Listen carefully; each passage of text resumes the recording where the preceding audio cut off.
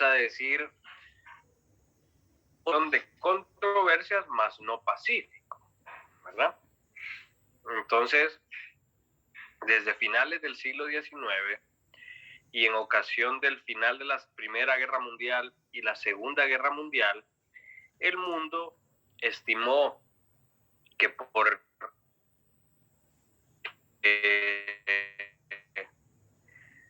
la extinción de la especie humana, con el uso de la fuerza y el crecimiento de las armas, de la ciencia militar, en particular de los avances científicos relativos a las bombas atómicas que fueron lanzadas para darle fin a la Segunda Guerra Mundial, era propicio, de una vez por todas, prohibir el uso de la fuerza. Y así está prescrito en la Sociedad de las Naciones, cuando termina la Primera Guerra Mundial, y luego en la Carta de las Naciones Unidas, cuando termina la Segunda Guerra Mundial. Está prohibido el uso de la fuerza, no solo porque así lo desee el mundo, sino porque el propósito de mantener la paz y la seguridad mundial requiere esa prohibición, ¿verdad? Si no estuviese prohibido el uso de la fuerza, al menos ese uso de la fuerza armada, militar, en contra de estados y de manera ilegítima, sería imposible darle sustancia al propósito de Naciones Unidas de mantener la paz y la seguridad mundial. Como les he dicho, esto no sería posible si el derecho internacional público no le diera también al mundo los mecanismos de solución pacífica de controversias como alternativa a la prohibición del uso de la fuerza. Entonces, lo que hemos visto antes del uso de la fuerza en clase tiene completa relación con esta prohibición y con ese propósito de mantener la paz y la seguridad mundial. Es decir, son temas interrelacionados. Ahora bien, existen algunos usos de la fuerza que están autorizados en el derecho internacional o que son autorizados en el derecho internacional. Viéndolo desde un punto de vista universal o global, esa autorización la otorga el Consejo de Seguridad de Naciones Unidas. Y es una autorización que tiene relación con el capítulo 7 de la Carta. Capítulo 7 que aborda tanto el uso de la fuerza como el tema de la legítima defensa, que es justamente el fundamento jurídico que puede propiciar la legalidad del uso de la fuerza. ¿Qué quiere decir la legítima defensa en derecho internacional? Haciendo una comparación con el derecho interno penal, cuando a una persona mata a otra, pero ese homicidio tuvo ocasión la reacción legítima ante una muerte inminente de ese sujeto activo del homicidio, hace que posiblemente el delito se extinga, ¿verdad? Termine, no exista tipicidad completa, porque el sujeto activo de ese homicidio va a justificar haber cometido el delito en la legítima defensa. Eso con respecto al derecho interno penal, ¿verdad? En pocas palabras, quizás no tan acertadas como lo podría decir un penalista, pero que ustedes pudieran revisar por su propia cuenta. Si trasladan esa idea, sin embargo, en el derecho internacional, es posible que algunos estados usen la fuerza, amenacen o pongan en precario la paz y la seguridad mundial, pero que lo hagan con base en una razón justificada, en una legítima defensa. Es decir, que atacaron al otro estado o invadieron el otro estado o amenazaron con usar la fuerza contra otro estado, porque ese otro estado los amenazó primero, los atacó primero o los invadió primero, ¿ya? Si eso hubiese ocurrido y el Estado que usa la fuerza o amenaza la paz y la seguridad mundial puede justificarlo ante el Consejo de Seguridad, que es la autoridad universal competente, puede justificarlo y ese Consejo de Seguridad otorgarle una autorización para usar la fuerza. Por ende, convirtiendo ese uso de la fuerza como un mecanismo en esa ocasión legítimo de solución de controversias, autorizado para resolver la controversia por ese medio. Un ejemplo de ese uso de la fuerza legítimo, vamos a decir que es la primera guerra de Irak, y puede hacerlo Estados Unidos y el mundo conforma una coalición de estados para contraatacar Irak y retroceder a Irak al cauce del derecho internacional, es decir, que saliera Irak de Kuwait y con ello reencauzarlo en el derecho internacional público, en la norma del derecho internacional, en el respeto del derecho internacional público. Esa coalición que a todas luces estaba reaccionando de manera legítima, debía notificar al Consejo de Seguridad y este a su vez autorizar ese uso de la fuerza o esta reacción contra Irak en la Primera Guerra. Lo mismo ocurre cuando Irak en el año 2001 genera alguna amenaza al mundo con la preparación de armas nucleares o la noción de que sus armas nucleares podrían estar dirigidas a desestabilizar el mundo. En esa ocasión también los Estados Unidos y algunos estados del mundo solicitaron al Consejo de Seguridad una autorización de uso de la fuerza legítimo con base en ese capítulo 7 de la Carta, ¿verdad?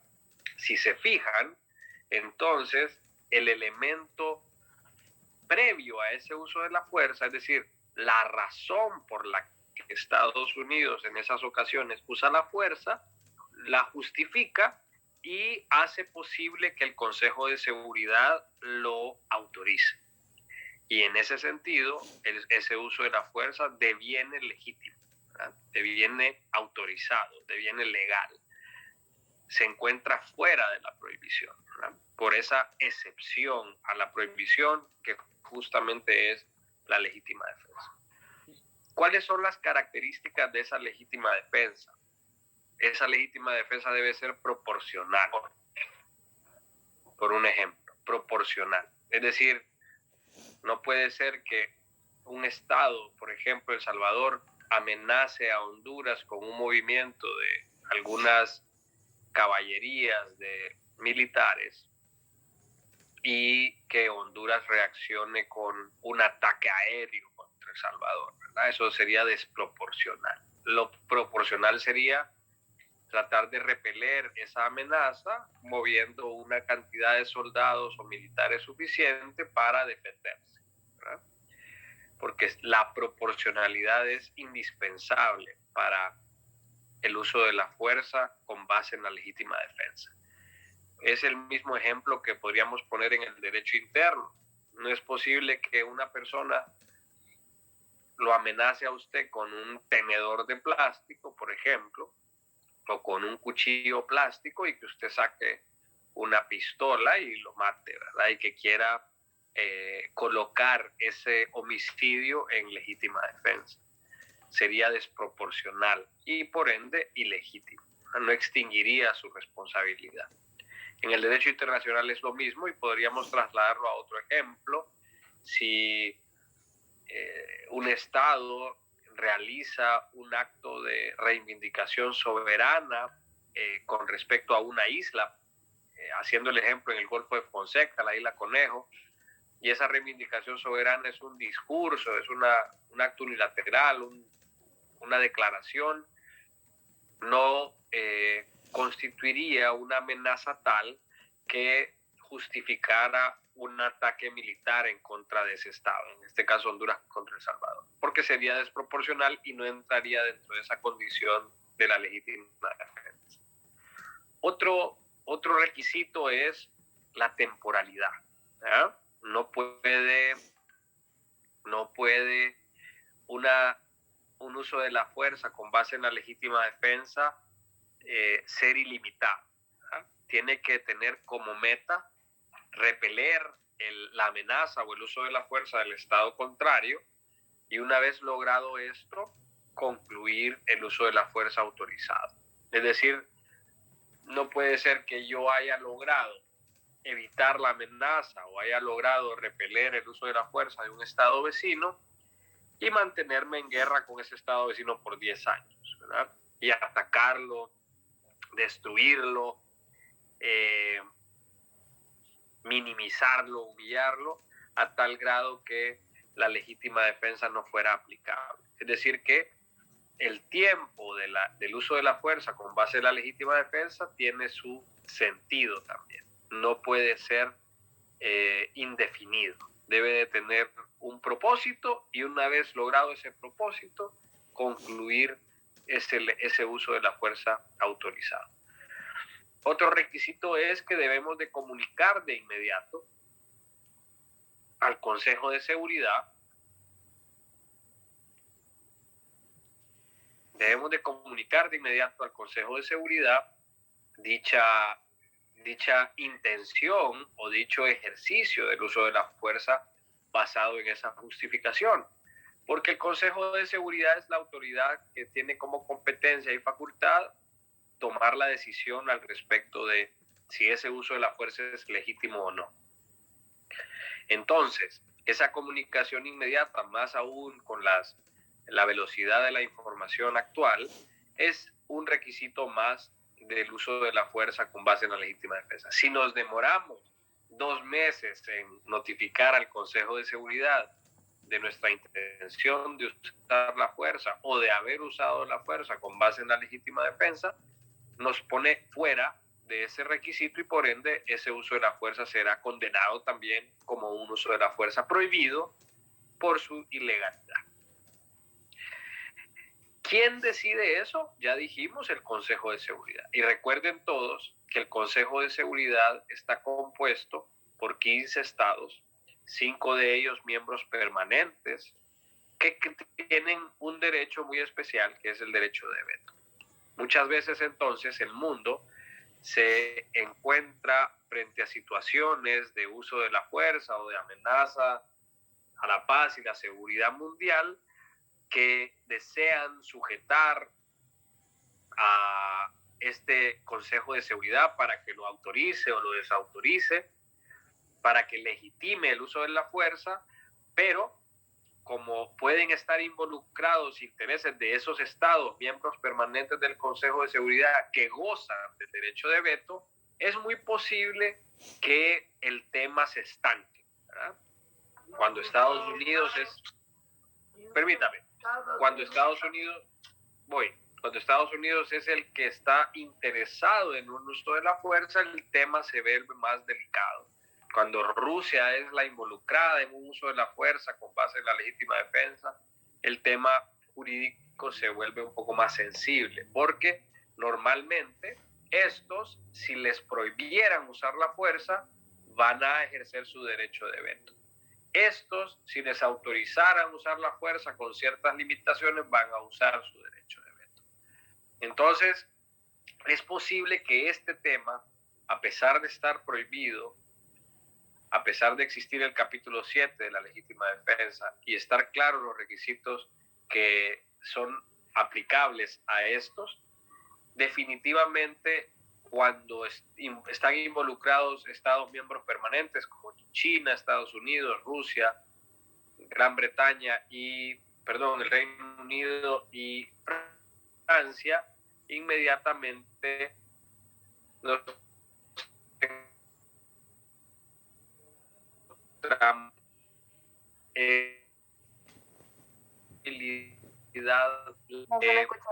derechos de abogado, se le no se le escuchó nada a lo último. Si lo repite, por favor. ¿Escuchó desde qué momento?